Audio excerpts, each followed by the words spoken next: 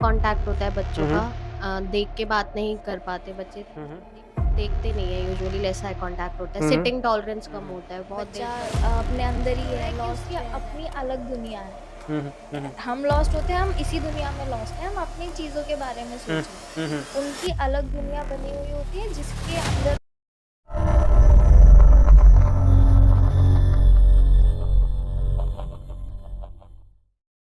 आप सभी को आशा करता हूँ बढ़िया होंगे।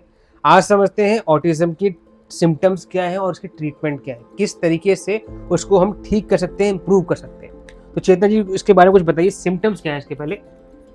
बच्चे लेस आई कांटेक्ट होता है बच्चों हुँ, का। हुँ। देख के बात नहीं कर पाते बच्चे, हुँ, हुँ। देखते नहीं है। कोई भी काम कर रहे हैं वो देखते नहीं है, यूजुअली लेस आई कांटेक्ट होता है, हुँ, हुँ। सिटिंग टॉलरेंस कम होता है, बहुत देर तक वो हुँ, हुँ। एक जगह पे बैठ नहीं सकते हैं। और क्या सिम्पटम्स होते हैं आरती जी? मतलब बताइए अगर आप बता सकते हैं तो?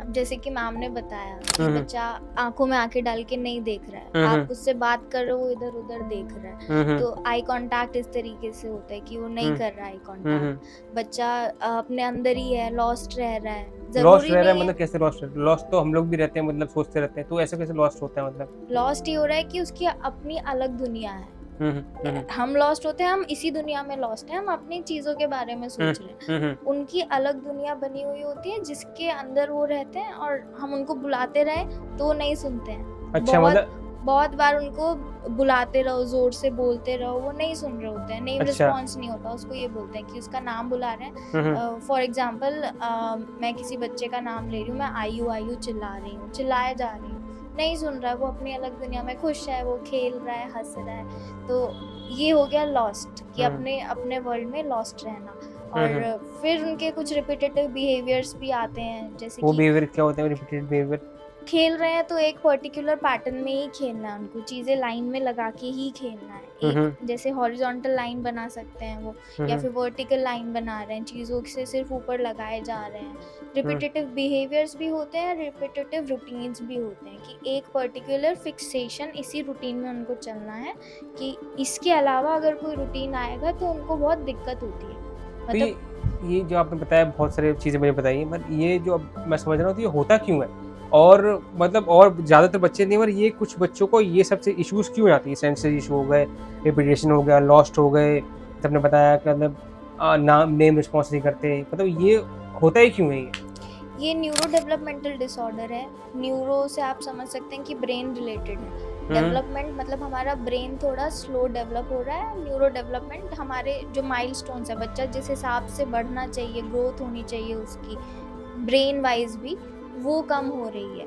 हमारा ब्रेन एक तरीके से इंटरैक्ट अच्छे से नहीं कर पा रहा है, जिसकी वजह से उसकी प्रोसेसिंग स्लो हो रही है। नहीं ये तो इंटरैक्ट नहीं कर पा रहा, अब इंटरैक्ट नहीं कर पा रहा तो ये खास बच्चे इन्हीं को क्यों कर रहे हैं? कोई खास वजह है इसके इसकी? पीछे अभी भी स्टडीज़ चल अच्छा रही कोई हैं। अभी पक्का नहीं है, अभी कुछ मतलब आइडिया लगा रहे हैं। जेनेटिक भी है, कुछ पेरेंट्स से बच्चों को आ रहा है, जीन वाइज़ जा रहा है। हुँ, आजकल लाइफ़स्टाइल हमारा चेंज हो गया है, बच्चों हुँ, को अब particular one on one communication इतना नहीं मिल पा रहा है, बच्चे हुँ, हुँ, आजकल ज़्यादा आइसोलेटेड प्ले ज़्यादा करते हैं। हुँ, स्क्रीन जब से हमारा बढ़ गया है, जब से हमारा हुँ। डिजिटली हम बढ़ गए हैं, उसके बाद से बच्चों को स्क्रीन इतनी जल्दी इंट्रोड्यूस हो जाता है, जो उनके डेवलपिंग एजेस में कम, उनको ज़्यादा इंटरैक्शन ना मिल के ठीक है, स्क्रीन ज़्यादा तो मिल मतलब रही ये है। चीज़ सारी चीज़ें मिलकर इसका इफ़ेक्ट कर रही हैं। और स्पीच में क्या असर होता है बता रहे थे आप कुछ स्पीच में? बच्चे डिफ़िकल्टी होती है थोड़ा-सा स्पीकिंग में, लैंग्वेज अंडरस्टैंडिंग कम होती है। लाइक क्या होता है, यूजुअली क्या होता है, पेरेंट्स बच्चों को पहले सारी चीज़ें ला के दे देते हैं हुँ, हुँ। कि आपको इस टाइम पे खाना है, हुँ, इस हुँ। टाइम पे पानी पीना है, हाँ, हाँ। इस टाइम पे खेलना है, इस हुँ, टाइम पे उठना है, सोना है। हुँ, उनका एक फिक्स्ड रूटीन सेट कर दिया उन्होंने। बच्चे को उन्होंने मौका ही नहीं दिया कि वो खुद से आके बोले कि हमें मुझे पानी चाहिए या मुझे खाना खाना है। नहीं, क्योंकि आपने पहले उनको लाके रख दिया, तो बच्चा सोचता है मेरे को ज़रूरत नहीं है, मैं क्यों बोलूँ जब मेरे बिना बोले ही सारा काम हो रहा है। तो तो इसमें एक्सप्रेस नहीं करता फिर। एक्सप्रेस नहीं करते, साथ में जो अगर उसका खराब हो तो और खराब होता चला जाता है। ऐसा कुछ है? अ, थोड़े से वो क्या होता है फिर उनका ना बिहेवियर बहुत स्ट्रॉन्ग हो जाता है कि नहीं अब तो हमें नहीं बोलना, हम नहीं, हाँ, वो फिक्स हो जाता है, फिक्स्ड एक हो पैटर्न जाता है फिक्स नहीं, हो गया ये। हाँ, कि तो अब आप तो नहीं नहीं बोलेंगे बोल हम। रहे हैं तो बोल ही नहीं रहे, खत वो फिक्स हो गया पूरा। हाँ, वो तो फिक्स्ड हो इसकी जाते अब हैं। ट्रीटमेंट क्या है? क्या इसका इलाज है? कोई दवा, कोई दारू, कोई कोई काढ़ा या कोई सिरप मिलता हो इसका कुछ? बताइए कोई इलाज है इसका? इसके लिए कोई मेडिकेशन एज सच काम नहीं मतलब करती है। पर एक मैं रोकना चाहूँगा, दवा दारू से कुछ नहीं होगा। ऑटिज्म के अंदर, स्पेशल चाइल्ड के अंदर दवा दारू का काम नहीं करेगी। शायद हार्मोन्स को चेंज कर सकती है, थोड़ा बहुत हेल्प कर सकती है, मगर काम नहीं करेगी। आप उन पे हेल्प नहीं करेगी। हॉर्मोन्स नहीं, सिम्टम्स को थोड़ा सा रिड्यूस करने के अच्छा। लिए कि जो सिम्टम्स आ रहे हैं, जैसे बच्चा हाइपर ज्यादा हो रहा है तो हाइपर एक्टिविटी रिड्यूस करने के लिए कुछ सिडेटिव्स होते मतलब हैं। वो नॉर्मल टेम्परेरी तौर पे होगा। हाँ, जब तक बच्चा दवाई ले रहा है तब तक। कुछ ब्रेन बूस्टर्स होते हैं, इम्यूनिटी बूस्टर्स होते हैं, आपके क्या है, क्या? मल्टीविटामिन्स वगैरह होते हैं, हाँ। ये सब होता है। इसके अलावा कोई परमानेंट उसका इलाज नहीं है। थेरेपीज से परमानेंट होता है, मेडिकेशंस नहीं काम करेगी, मेडिकेशन काम नहीं करेगी, ओनली रेगुलर और थेरेपीज। कंसिस्टेंट थेरेपीज ही काम करेगी। रेगुलर। अगर रेगुलर आप थेरेपीज ले रहे हो, कंसिस्टेंटली थेरेपीज ले रहे हो, तब बच्चे में चेंज आता है और ओवरऑल ग्रोथ भी करता है और वो परमानेंट रहता है, क्योंकि बच्चा बार बार वो चीजें करके सीख रहा है, प्रैक्टिस कर करके मेडिकेशन सीख रहा काम नहीं आएगी, थेरेपी काम आएगी। है। न्यूरोप्लास्टिसिटी बच्चे की तभी आएगी जब वो थेरेपीज ले रहा है। न्यूरोप्लास्टिसिटी इज नेसेसरी और वो आएगी थेरेपीज के थ्रू। ओनली थेरेपी काम आती है और उस पे कहते हैं मेडिकेशन काम नहीं आएगी। और न्यूरोप्लास्टिसिटी जो आपने बताया, मतलब ट्रेनिंग ऑफ न्यूरो, मतलब माइंड का ट्रेनिंग, जो जितना मैं समझा है, ट्रेन करके उसको बड़ा के चीज़ें हेल्प करके उनको हेल्प करके इम्प्रूव कर सकते हैं। तो ये क्या ये कम्प्लीटली ठीक हो सकता है? चेतन जी बताइए, फुल 100% ठीक हो सकता है ये? कोई इसका प्रूव है या कोई एग्जांपल है?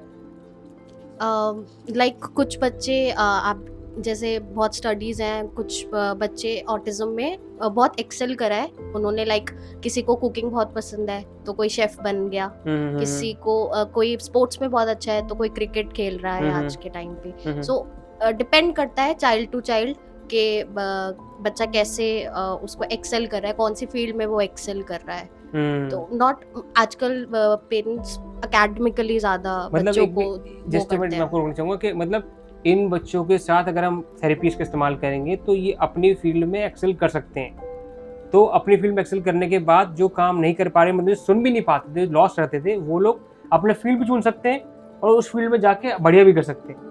There is a possibility of this. एक लेवल तक इंडिपेंडेंट बनाते हैं कि इंडिपेंडेंट लिविंग होता है, एक इंडिपेंडेंट लिविंग देते हैं कि मतलब किसी के साथ में किसी का जोर जबरदस्ती ना हो, मतलब वो अपने आप रह सकते हैं। जैसे शाहरुख खान था उसके अंदर movie my name is Khan में, वैसा राइट सेम वैसी उस टाइप का।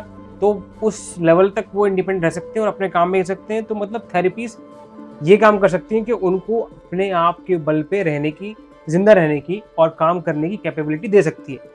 तो इतनी बड़ी चीज है ये, वो आगे बढ़े, इंडिपेंडेंट रहे, किसी पे डिपेंड ना रहे। हाँ। अपनी रोजमर्रा की एक्टिविटीज वो खुद से कर पाए और फिर हमें एरियाज ऑफ इंटरेस्ट उनका आइडेंटिफाई करना होता है कि किस में बच्चा एक्सेल कर सकता है। अच्छा, आप पहले वो उसको प्रूव भी कराते हो, फिर एरिया ऑफ इंटरेस्ट भी इम्प्रूव कराते, देखते हो कहाँ पर है, कहाँ पर उनकी एनर्जी चैनलाइज होगी, उसको फिर उस फील्ड में लेके जाते हो। अब जैसे बच्चे के पास एनर्जी बहुत है तो why we push them academically, हम क्यों ना उनको स्पोर्ट्स में उनको एक्सेल करने के लिए भेजे, क्यों ना उनकी ट्रेनिंग अभी से स्टार्ट करें जहाँ पे वो अच्छा कर भी सकता है और उसका प्रोफेशनली भी ग्रो करने के लिए बहुत सारे चांसेस हैं। बहुत बढ़िया, ये तो बहुत अच्छी बात है। तो अगर ऐसे थेरेपीज, ऐसी चीज़ें अगर उनको हेल्प कर रही हैं तो बच्चों को उनकी लाइफ दे रही है, एक इंडिपेंडेंस दे रही है, तो क्यों ना इस थेरेपीज को हम इस्तेमाल करें और इन बच्चों पे काम हो। ये वीडियो, ये इंटरव्यू एक अवेयरनेस के लिए, राइट, क्या मतलब इन लोगों को पता लगे कि ये इसकी भी एक इलाज होता है। आजकल हमारा देसी इलाज क्या होता है, जिनको नहीं पता ओटी सब चीज़ें, सब बहुत थेरेपी होती है कि दवा दारू ले लो, बालाजी चले जाओ, ये हॉस्पिटल चले जाओ, वहाँ चले जाओ, यहाँ चले जाओ और झाड़ा फूक लो, ये कर लो, भगवान का नाम ले लो। तो इससे जस्ट एक रूढ़ीवादी चीज़ चले आ रही है और उनका इलाज तो कुछ होता नहीं है। और वो लोग जैसे थे वो बड़े होकर भी ऐसे। मेरे घर के पास एक लड़का रहता है, वो बचपन में 7 साल का भी ऐसा था, आज 30 साल का हो गया, वो भी अभी भी ऐसा ही है, सेम टू सेम, कोई बदलाव नहीं। और जो आप बात कर रहे हो इंडिपेंडेंट हो जाते हैं, राइट, अवेयरनेस की बात है। पहले अवेयरनेस कम थी, अब अवेयरनेस बढ़ती जा रही है, तो इसलिए अब बच्चे ज्यादा इंडिपेंडेंट भी हो पा रहे हैं उस और वजह चीजें से कर भी पा रहे हैं। इसको लेके हो पा रहे, बट अभी भी लोगों को बहुत चीज बार नहीं पता कि ये थेरेपीज भी मौजूद है। अभी भी क्या होता है कि पेरेंट्स को पता ही नहीं चल पाता है, टीचर्स भी नहीं आइडेंटिफाई कर पाते, हमारे कुछ मेडिकल प्रोफेशनल्स भी मिसगाइड कर देते हैं। तो उनको पता ही नहीं है कि ये लोग हैं, ये मौजूद हैं, इसकी हेल्प कर सकते हैं, इसको इम्प्रूव भी कर सकते हैं। तो पेरेंट्स को अभी प्रॉपर गाइडेंस की अभी भी ज़रूरत है कि आपको डिफरेंट जगह नहीं जाना है, आपको अभी पर्टिकुलर टाइम पे ये थेरेपी चाहिए।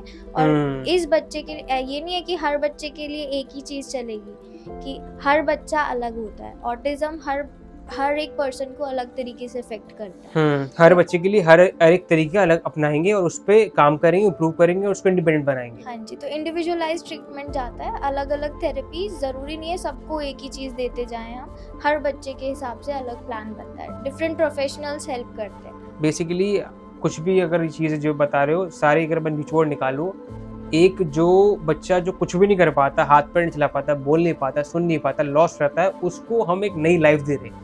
किससे दे रहे हैं? थेरेपी से दे रहे हैं, इम्प्रूवमेंट करके दे रहे हैं, आपकी ब्रेन जिमिंग करा रहे हैं, आपकी जो न्यूरोप्लास्टिसिटी जो एक्सरसाइज है वो करके दे रहे हैं, तो उसकी लाइफ पूरी ओवरऑल चेंज हो रही है। तो ये थेरेपी मौजूद है, ये सेंटर है मूल थेरेपी जो कि द्वारका मौजूद है। अगर आपके बच्चे को ये सेम सिम्टम्स हैं, स्पेशल चीज़ें हैं और आपको इम्प्रूव कराना है, उसको इंडिपेंडेंट बनाए, तो यहाँ पर लेके आएँ और समझें कैसे हम उसको इम्प्रूव करा सकते हैं और इन थेरेपीज़ का काम लें